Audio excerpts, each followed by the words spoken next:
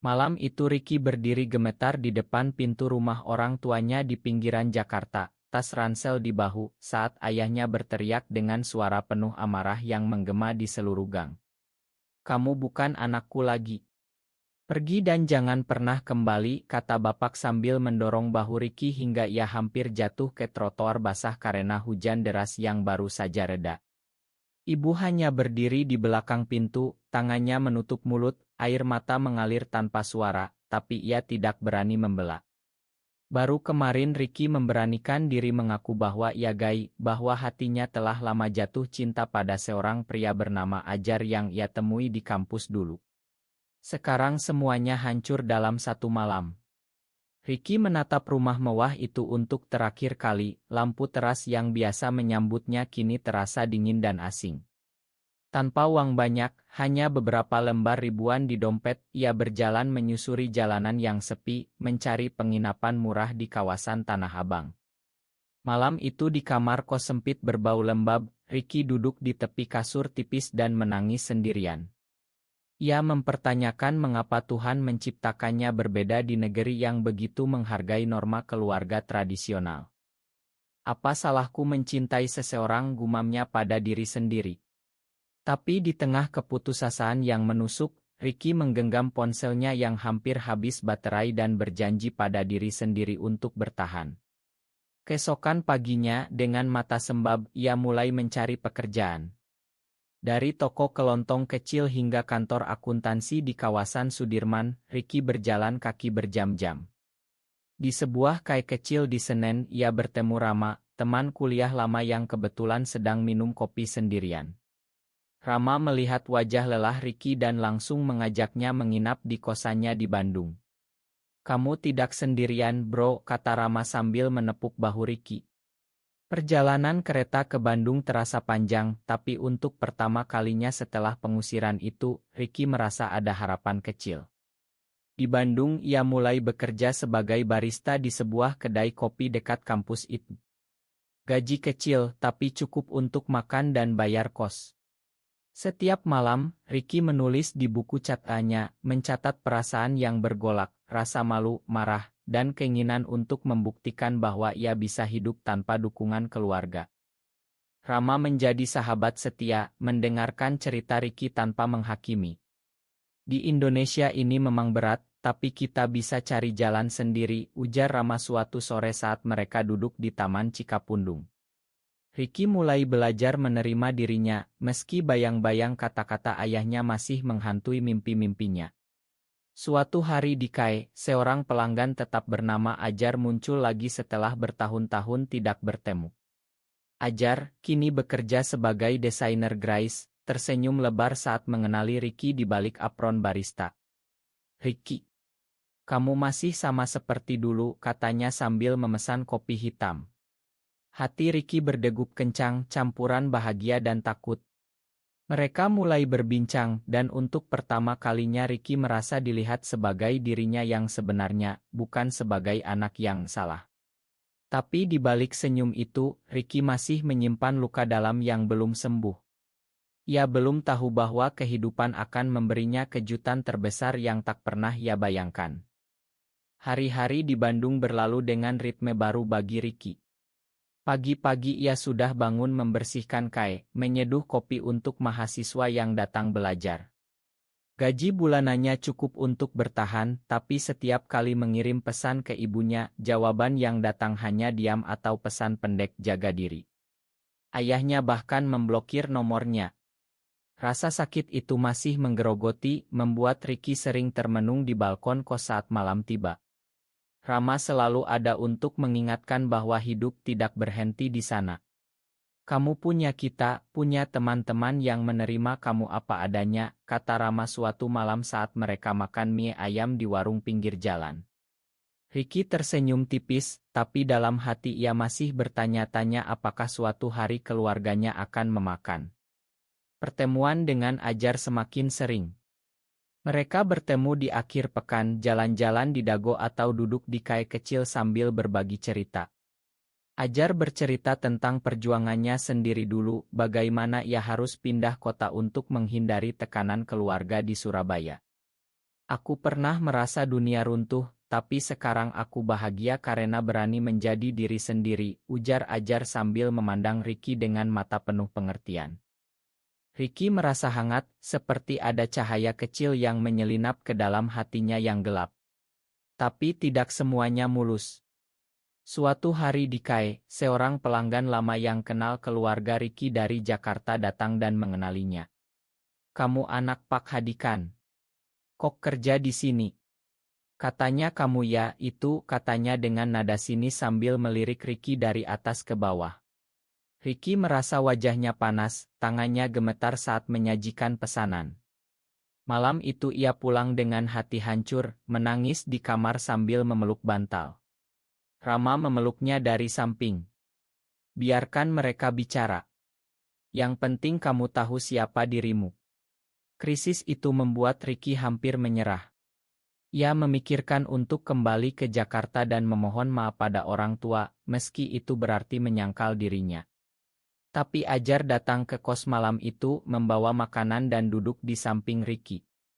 "Jangan menyerah karena orang lain. Kita punya mimpi bersama," katanya lembut. Kata-kata itu seperti obat, membuat Ricky bangkit lagi. Mereka mulai merencanakan masa depan kecil-kecilan. Ajar mengajak Ricky belajar desain gerai secara otodidak di malam hari. Ricky belajar cepat, dan tak lama kemudian ia mendapat pekerjaan sampingan membuat poster untuk acara kampus. Penghasilannya bertambah, cukup untuk menyewa kamar yang lebih baik. Tapi tekanan sosial tetap ada. Di lingkungan kos, tetangga mulai bergosip setelah melihat Ajar sering datang. "Anak baru itu aneh ya," bisik mereka saat Ricky lewat. Ricky belajar mengabaikan, tapi setiap kata menusuk seperti jarum.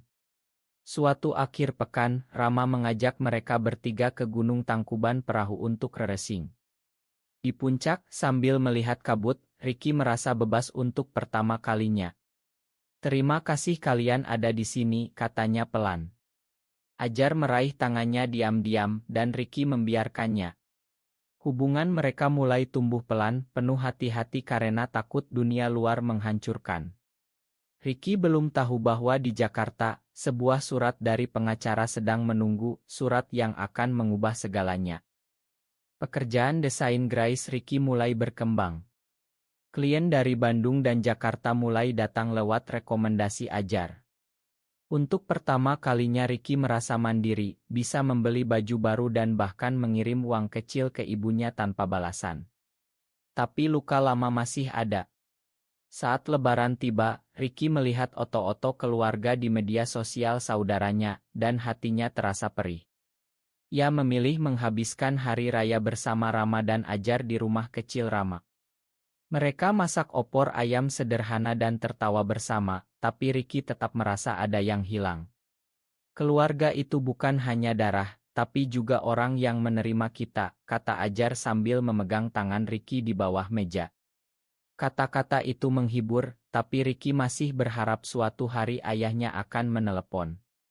Suatu pagi, sebuah surat resmi dari kantor notaris di Jakarta tiba di alamat kos Ricky. Ia membukanya dengan tangan gemetar.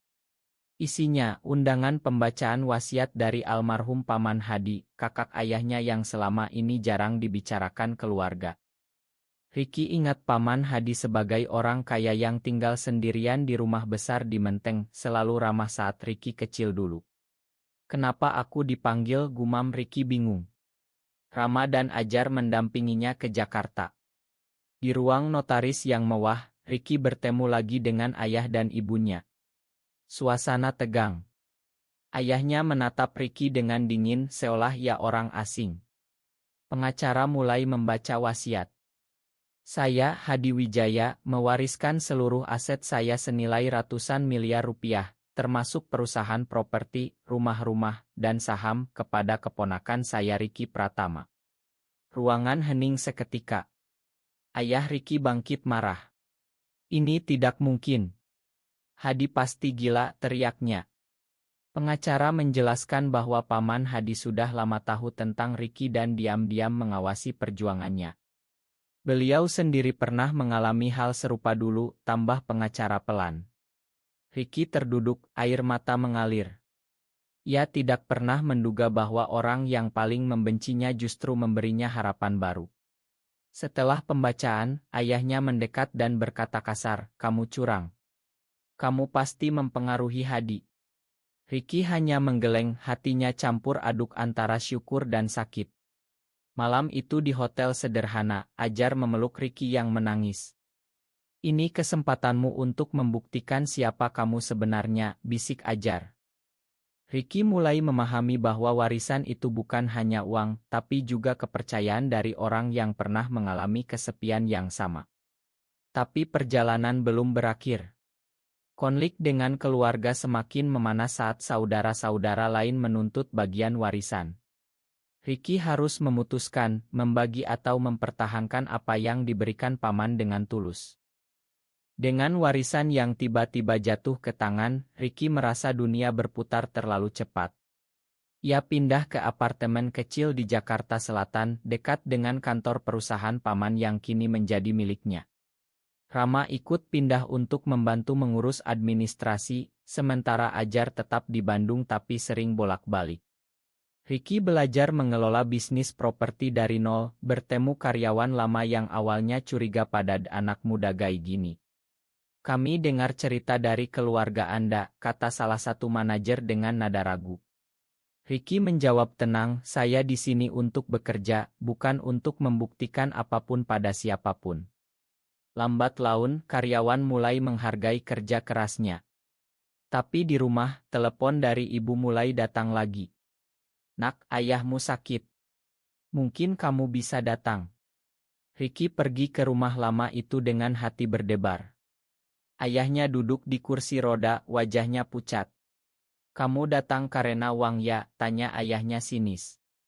Ricky menggeleng, "Saya datang karena ibu minta." Percakapan itu penuh ketegangan, ayahnya menuduh Ricky memanipulasi paman.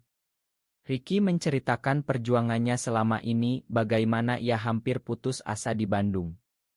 Air mata ibunya mengalir lagi. "Makan kami, nak," bisik ibu.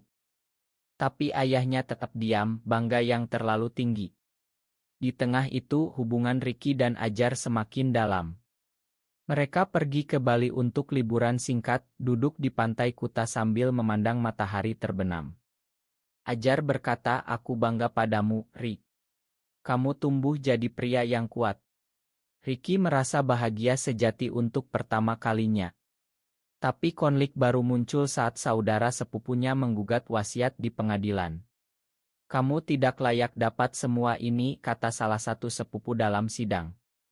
Ricky harus menghadapi pengacara, membuktikan bahwa paman memberi dengan sadar. Rama dan Ajar mendampingi setiap hari, memberi kekuatan. Suatu malam, Ricky duduk sendirian di balkon apartemen, memandang lampu kota Jakarta. Ia menyadari bahwa warisan ini mengajarkannya tentang pengampunan dan kekuatan. Ia memutuskan untuk membagi sebagian kecil aset untuk saudara-saudaranya, bukan karena takut, tapi karena ingin menyembuhkan luka keluarga. Keputusan itu membuat ayahnya akhirnya mau bicara. "Kamu berubah," kata ayah pelan saat mereka bertemu di rumah sakit. Ricky tersenyum, "Bukan berubah, Pak. Saya hanya menjadi diri sendiri." Perjalanan emosional ini membuat Ricky semakin dewasa, siap menghadapi dunia dengan kepala tegak.